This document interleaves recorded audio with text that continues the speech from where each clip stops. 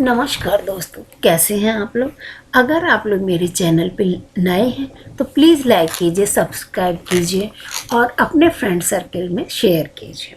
दोस्तों, आज की कहानी है गलतफहमी से दूरियों का तीसरा और अंतिम भाग। जब मैं शिमला जाने वाले प्लेन में सवार हुई, बहुत उदास थी। पहली बार 5 दिनों के लिए नील से अलग हो रही थी और उसने केवल बाय कहकर मुंह फेर लिया। शुरू में हम ऑफिस के लिए भी जब निकलते तो ऐसा लगता था 7-8 घंटे कैसे एक दूसरे के बिना रहेंगे। बहुत देर तक एक दूसरे के गले लगे रहते। प्लेन में मेरी बगल वाली सीट पर बैठी लड़की बहुत उत्साहित थी, कुछ न कुछ बोले जा रही थी। मुझे उसकी आवाज़ से बोरियत हो रही थी। झल्लाकर मैंने पूछा, पहली बार प्लेन में बैठी हो या पहली बार शिमला जा रही हो? वह शर्माते हुए बोली, पहली बार अपने प्रेमी से इस तरह मिलने जा रही हूँ। वह शादीशुदा है, जब तक तलाक नहीं हो जाता हमें इसी तरह छिप छिप कर मिलना पड़ेगा। तलाक मिलते ही हम शादी कर लेंगे। मेरी उसकी प्रेम कहानी में कोई दिलचस्पी नहीं दिखी। मैं आंख बंद कर सिर टिकाकर सोने की कोशिश करने लगा था, लेकिन जब नाश्ता आया तो नाटक नहीं चला और दोबारा शुरू हो गई। उसके ऑफिस में ही काम करता था और उसके अनुसार दिखने में बहुत मस्त था, लेकिन बेचारा दुखी था। बीवी झगड़ालू थी, दोनों में बिल्कुल नहीं बनती थी। उस लड़की की बकबक से बचने के लिए मैं कान में ईयरफोन लगाकर बैठ गई। उतरते समय कुछ परेशान लगी, बोली, मैं पहली बार इस तरह अकेली यात्रा कर रही हूँ। मुझे बहुत घबराहट हो रही है। अगर वे नहीं आए तो मैं क्या करूँगी? आप प्लीज़ मुझे अपना फ़ोन नंबर और नाम बता दो। अगर ज़रूरत पड़ी तो मैं आपसे सहायता मांग लूँगी। मेरा नाम काम्या है। मैं सुगम लिमिटेड में काम करती हूँ। मुझे ऐसे लोगों से चिढ़ होती है जो बेमतलब चिपकते हैं। मैंने उससे परिचय मांगा था। बेमतलब उतावली हो रही थी अपने बारे में बताने को, लेकिन वह उस कंपनी में काम करती है जिसमें नील भी नौकरी करता है। हिरेन मुझे एयरपोर्ट पर लेने आया, देखकर बहुत खुश हुआ। अच्छा, होटल में ठहरने की व्यवस्था की थी। कमरे तक पहुंचाकर हिरेन बोला, आज रविवार है, कल से काम करेंगे, तुम अभी आराम करो। जब उठो तो कॉल करना, कहीं घूमने चलेंगे। बाकी सब कहाँ हैं? वे सब चले गए, उनका काम खत्म हो गया। अब बस मेरा और तुम्हारा काम रह गया। मैं चुपचाप कमरे में अपने फ़ोन को हाथ में पकड़ कर बैठ गई। अगर नील का फ़ोन आया और पूछने के लिए मैं ठीक से पहुंच गई कि नहीं, मैं इधर उधर हुई तो बात नहीं हो पाएगी। अतः मैं शाम तक ऐसे ही बैठी रही, पर उसका फ़ोन नहीं आया। तभी दरवाजे पर दस्तक हुई, खोला तो सामने हिरेन था। यह क्या, कपड़े भी नहीं बदले? जब से ऐसे ही बैठी हो? मैं इंतज़ार करता रहा तुम्हारे बुलाने का। तैयार हो जाओ, हम बाहर घूमने चलते हैं, वहीं कुछ खाकर आ जाएंगे। वह बोला। मैं बेमनसी हो गई और फिर सिर दर्द का बहाना बनाकर जल्दी वापस आकर कमरे में सो गई। अगले दिन जिस होटल में ठहरे थे वहीं का ऑडिट करना था, इसलिए सुबह से शाम तक काम करते रहे। शाम को हिरेन फिर घूमने की जिद करने लगा। अकेले रोज़ उसके साथ इस तरह घूमना मुझे ठीक नहीं लग रहा था, लेकिन क्या करती। घूमते घूमते काम्या दिख गई। अकेली थी, फिर चिपक गई। उस दिन मुझे उसका साथ बुरा नहीं लगा। हिरेन ने उसका परिचय कराकर हम इधर उधर की बात करने लगे। काम्या ने बताया कि उसका बॉयफ्रेंड कल आने वाला है। सड़क मार्ग से पर गाड़ी खराब हो गई है तो बीच में ही कहीं रुकना पड़ा। अब रात तक आएगा। वह अकेली थी, हमारे साथ घूमने लगी। हिरेन बोर हो रहा था, लेकिन मुझे क्या। अगले दिन हिरेन जिद करने लगा कि कुछ खरीदारी करते हैं। मैं अधिकतर जीन्स पहनती हूँ तो मुझे शर्ट टी शर्ट का दुकान पर ले गया। काम्या वहाँ पुरुषों के विभाग में शर्ट देखने में व्यस्त थी। उसने हमें नहीं देखा।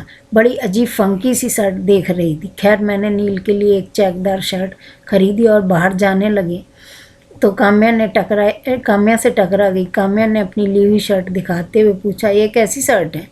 शर्ट चटक ऑरेंज रंग की थी। मैं व्यक्तिगत तौर पर ऐसी शर्ट पसंद नहीं करती, लेकिन मैंने उससे कहा और आगे बढ़ गई। नील की याद इतनी सता रही थी कि बर्दाश्त नहीं हो रहा था। आखिर मैंने फ़ोन किया, लेकिन संपर्क नहीं हो सका। अगले दिन हमारा काम खत्म हो गया, लेकिन हिरेन ने जानबूझकर एक दिन अधिक रखा था। आसपास घूमने का मुझे जानकर बड़ी बोरियत हुई। मेरा बिल्कुल मन नहीं था एक दिन भी और रुकने का। जब घर पहुंची तो नील घर पर नहीं था। सोचा उसकी शर्ट निकाल कर पहन लेती हूँ, और ऐसा अक्सर करती जब भी उसकी नज़दीकी का एहसास होता था। अलमारी खोलते ही सामने ऑरेंज रंग की शर्ट दिखी। हाथ में से लेकर देखा तो वह वही शर्ट थी जो काम्या ने अपने बॉयफ्रेंड के लिए खरीदी थी। अब कहने सुनने को कुछ नहीं बचा था। स्थिति एकदम साफ थी। एक कागज़ पर संदेश लिखा था, मैं तुम्हें छोड़कर जा रही हूँ। अब हमारे रिश्ते में ऐसा कुछ नहीं बचा कि हम साथ रहें। मैं किसी वकील से बात करके आगे सहेली के घर रहने आ गई। उसके बाद नील के बहुत फ़ोन आए, लेकिन मैंने फ़ोन नहीं उठाया। जानती थी उसकी आवाज़ सुनकर रो पड़ूंगी, कमज़ोर पड़ जाऊंगी। 17 महीनों से एक जिंदा लाश की तरह घूम रही हूँ। हिरेन ने बहुत मदद की थी। दाद देनी पड़ेगी। बंदा जितना मेरे साथ धैर्य से पेश आ रहा था, कोई नहीं आ सकता। वकील से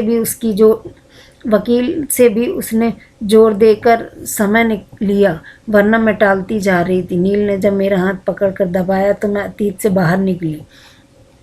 ऐसा एकदम से क्या हुआ कि तुम घर छोड़कर चली गई? कारण जानने के लिए मैं पागल हो गई। तुम्हारे ऑफिस के इतने चक्कर लगाए, लेकिन किसी ने अंदर नहीं घुसने दिया। तुम कहाँ रहने चली गई थी? मैं नहीं जान सका। तुम मेरे फ़ोन क्यों नहीं रिसीव कर रही थी? मैं हाथ सर में बोली, बनो मत। तुम शिमला में काम्या के साथ थे, बस मुझसे तलाक का इंतज़ार कर रहे थे, उससे शादी करने के लिए। मुझे नहीं मालूम था तुम जिस काम्या की बात कर रही हो। मैं तो बस एक काम्या को जानता हूँ जो मेरे ऑफिस में काम करती है और मुझे बिल्कुल पसंद नहीं है। हर समय मेरे पीछे पड़ी रहती है। मैं शिमला अपने दोस्तों निखिल और सोमेश के साथ गया था। वे बहुत समय से पीछे पड़े थे, लेकिन मैं टाल नहीं जाता था।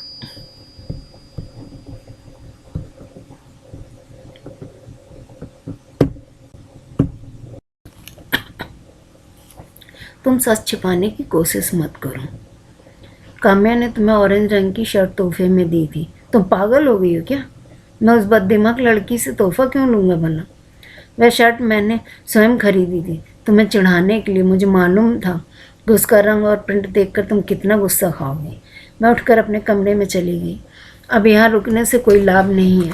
पुरानी यादों से बचने के लिए आई थी, लेकिन फिर भी उस भंवर में फंस गई। नील को भी यहीं आना था। उसको छोड़कर जाने का मन नहीं कर रहा था। 2 दिन ही सही, फिर पता नहीं ज़िंदगी में कभी मिले ना मिले। तभी बाहर का दरवाज़ा खुलने की आवाज़ आई। उसे मेरी परवाह नहीं लगता।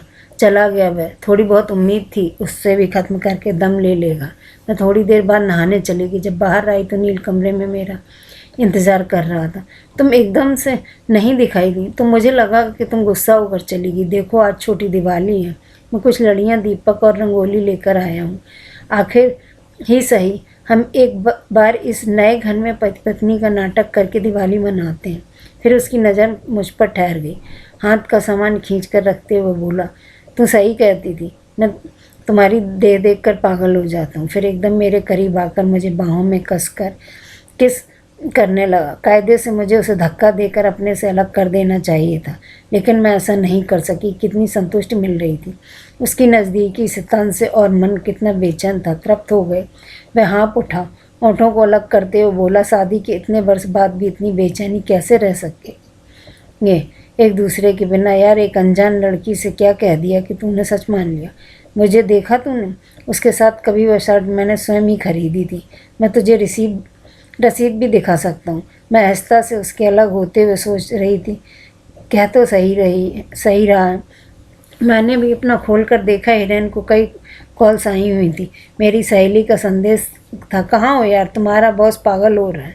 कमाल है, हिरेन को क्या परेशानी है? 2 दिन की छुट्टी है, मैं कहीं भी जाऊँ उसे क्या? मेरे मन में न जाने क्या आया। मैंने उसे निर्मला को फ़ोन मिलाया।